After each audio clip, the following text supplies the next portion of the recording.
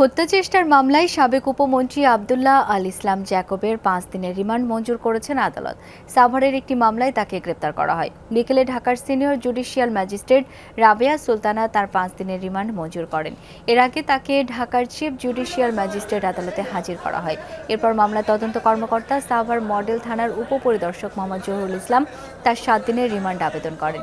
রাজধানীর গুলশান এলাকা থেকে ভোলা 4 আসনের সাবেক এমপি ও সাবেক উপমন্ত্রী জ্যাকবকে গ্রেপ্তার করে ডিবি পুলিশ।